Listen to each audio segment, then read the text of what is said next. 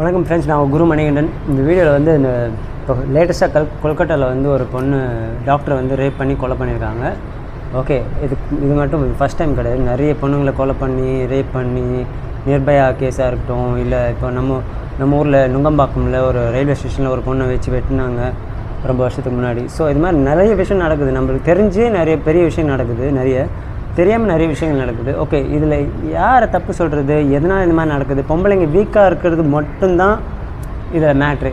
Okay, physically first அவங்க வீக்காக இருக்கக்கூடாது. ஓகே, இதுக்கு யார் காரணம் அப்படின்னு பார்த்தா ரேப் பண்ணுறவங்க காரணம் மட்டும் நம்ம சொல்கிறோம். ஓகே, பேரண்ட்ஸ் வந்து என்ன பண்ணணும் அப்படின்னா, முதல்ல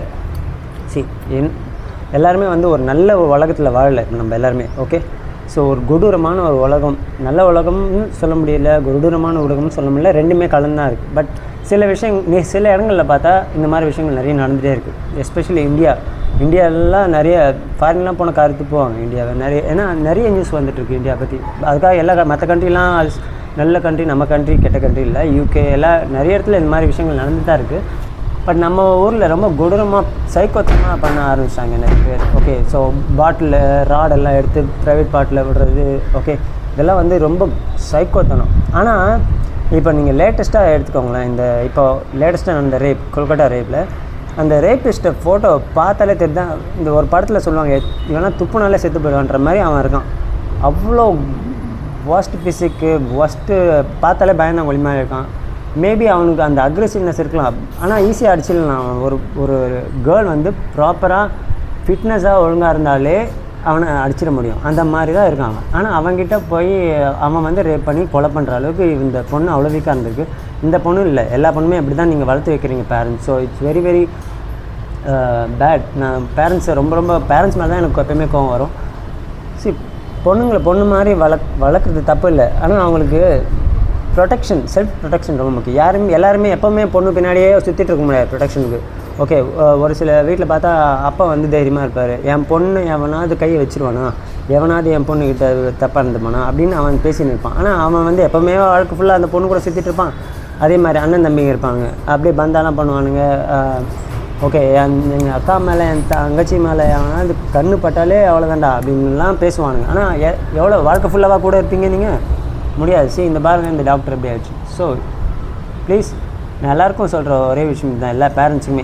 ஓகே, தயவு செஞ்சு ஒரு உயிர்னா அதுக்கு 2 விஷயம் கண்டிப்பாக, மனுஷ உயிருக்கு வந்து மனுஷங்களுக்கு 2 விஷயம் நல்லாவே தெரிஞ்சிருக்கணும். ஓகே, ஒன்று ஸ்விம்மிங், இன்னொன்று தற்காப்பு கலை. இது 2 ரொம்ப ரொம்ப முக்கியம், எஸ்பெஷலி பொண்ணுங்களுக்கு ரொம்ப முக்கியம்.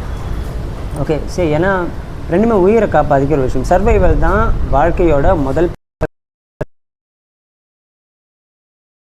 சங்கத்துக்கு தயாராகவே இருக்காது. ஓகே, ஸோ அது உயிரோடு இருக்கிறதுக்கு 2 முக்கியமான சர்வைவல் தான் முக்கியம். இதுக்கு 2 விஷயம், ஒன்று ஸ்விம்மிங் நல்லா தெரிஞ்சிருக்கணும், இன்னொன்று தற்காப்பு கலை கண்டிப்பாக கற்றுக் கொடுக்கணும். ஓகே, ரொம்ப ரொம்ப முக்கியம். எப்போவுமே ஆம்பளைங்க கூட இருக்க மாட்டாங்க. ஓகேயா, ஸோ ஃபஸ்ட்லாம் காட்டுவாசியாக இருக்கும்போது ஹஸ்பண்ட் அண்ட் ஒய்ஃப்னே இல்லை, அந்த மாதிரி ஹஸ்பண்ட் அண்ட் ஒய்ஃப்னு வந்ததுக்கப்புறம் கூட என்ன பண்ணுவாங்க, புருஷன் கூடியே தான் பொண்டாட்டிங்க மோஸ்ட்லி சுற்றுவாங்க, இல்லைனா ப்ரொடெக்ஷனான ஒரு இடத்துல வச்சுட்டு போயிடுவாங்க. அப்படி இருந்தும் இந்த மாதிரி விஷயங்கள்லாம் நடக்கும் அப்பயும் கூட. ஓகே, பட் நடந்ததுக்கப்புறம் என்ன பண்ண முடியும் இல்லை? ஸோ பொண்ணுங்க மாதிரி இருக்கணும்னு அவசியம் கிடையாது. ஓகே, மென்டலி இருங்க. ஓகே, மென்டலினா அந்த ஒரு எப்படி சொல்கிற பொலைட்னஸ், பொண்ணுங்களுக்கு தேவை பொலைட்னஸ், அது இல்லை. ஆனால் இந்த பொண்ணுங்களுக்கு மோஸ்ட்லி இந்த திமிர் இருக்குது. எதில் இருக்குன்னா, மற்ற விஷயத்தில் பேசுறதுல இதிலலாம் நிறைய பொண்ணுங்களை சொல்கிறேன், எல்லாருமே சொல்ல. தைரியம் இல்லாமல் திமிர் இருந்து பிரயோஜனமே இல்லை. ஓகே, தைரியம் இருக்கிறவங்களுக்கு கிட்ட வந்து திமிர் இருக்காது மோஸ்ட்லி. அதுதான் இங்கே நீங்கள் நோட்டீஸ் பண்ண வேண்டிய விஷயம். பேரண்ட்ஸ்க்கு நான் சொல்கிற ஒரே ஒரு விஷயம், நான் ஒரு தற்காப்பு கலை ஆசிரியர்ன்றதுனால, ஒரு மார்ஷியல் ஆர்ட் டீச் பண்ணுறதுனால நான் இதை சொல்ல. எல்லாருமே வந்து என்கிட்ட நீங்கள் மார்ஷியல் ஆர்ட் கிளாஸில் சேர்க்க போகிறதில்ல, எங்கேயாவது ஒரு இடத்துல சேருங்க. ஓகே, நல்ல மாஸ்டராக பார்த்து.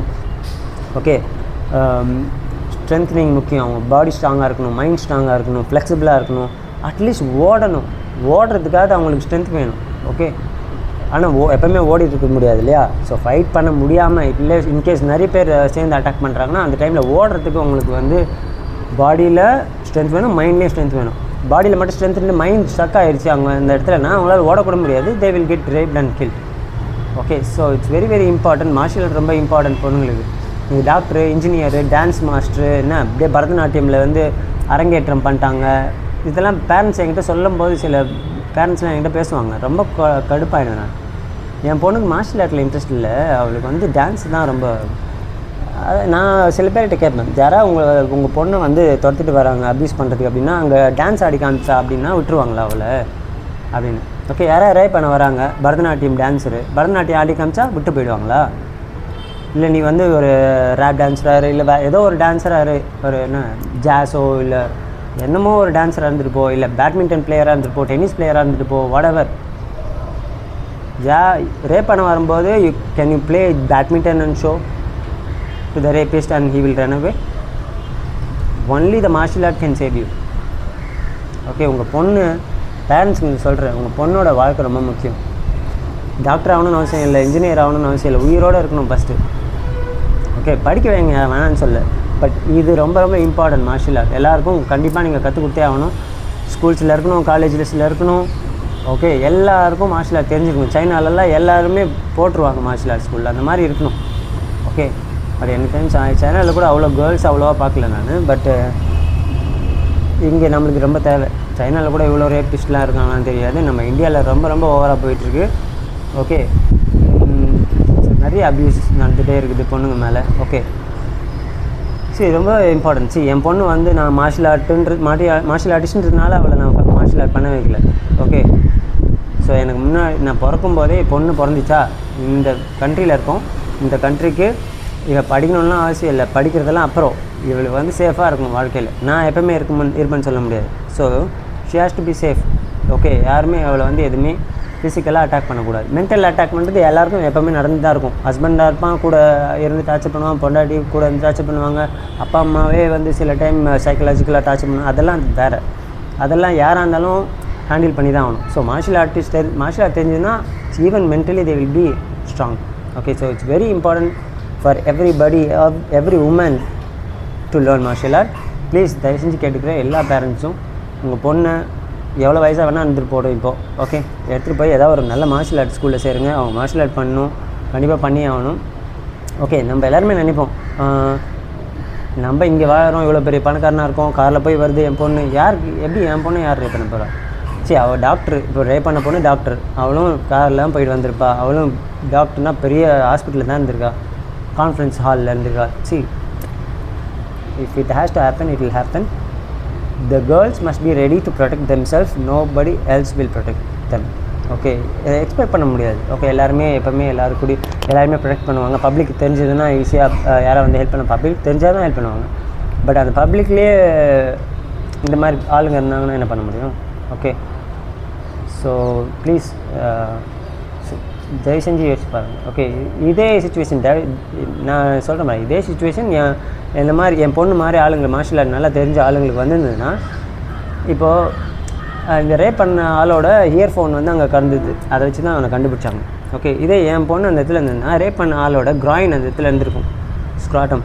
ஓகே, ஸோ அதை வச்சு கண்டுபிடிச்சிருப்பாங்க இந்த பாடியோட தான் இந்த ஸ்க்ராட்டம்னு சொல்லி. ஓகே, ஸோ அப்படி இருக்கணும் பொண்ணுன்னா. ஓகே, அப்படி தான் வளர்க்கணும் நீங்கள் பொண்ணு. ஓகே, ஸோ திமிரு வரக்கூடாது பொண்ணுங்களுக்கு, பட் தைரியம் எப்பவுமே இருக்கணும். உயிர் வாழணும் முதல்ல. நீ டாக்டரெல்லாம் இன்ஜினியர் அதெல்லாம் அப்புறம் காசு சம்பாதி. இப்போ பாருங்களேன், இந்த பொண்ணு டாக்டராக படித்தது, இவ்வளோ வருஷம் படித்தது கஷ்டப்பட்டு செத்து போச்சு, அவ்வளோதான். பேரண்ட்ஸ்லாம் அவ்வளோ லட்சக்கணக்கில் கோடிக்கணக்கில் செலவு பண்ணியிருப்பாங்க. What is the use? அந்த பொண்ணு நிர்பயாவும் அப்படி தான் இன்ஜினியர்னு நினைக்கிறேன். I think I don't remember. அவளும் செத்து போய் பல வருஷம் ஆச்சு, 15 வருஷமும் ஒன்றும் ஆயிடுச்சு. அவங்க அப்பா அம்மா செலவு பண்ண காசு, டைம் எல்லாம் வேஸ்ட்டு. இந்த பொண்ணு படித்த டைம், வாழ்ந்த டைம் எல்லாமே வேஸ்ட்டு. நம்ம ஊரில் நுங்கம்பாக்கம் ரயில்வே ஸ்டேஷனில் ஒரு பொண்ணு வெட்டினா, ஒரு பையன், அதுவும் பொண்ணு நல்லா படித்து ஐடியில் ஒர்க் பண்ண பொண்ணு தான். What is the use? No use. So life is very important, life is very precious. Okay, so எப்படி வாழணும்னு கற்றுக் கொடுங்க, எப்படி தைரியமாக இருக்கணும்னு கற்றுக் கொடுங்க, மார்ஷியல் ஆர்ட் கற்றுக் கொடுங்க உங்கள் பசங்களுக்கு, பொண்ணுங்களுக்கு, எஸ்பெஷலி ஆம்பளைங்களுக்கும் ரொம்ப முக்கியம். So they will know how to respect the woman if they learn martial art. Thank you so much. அடுத்த வீடியோவில் பார்க்கலாம்.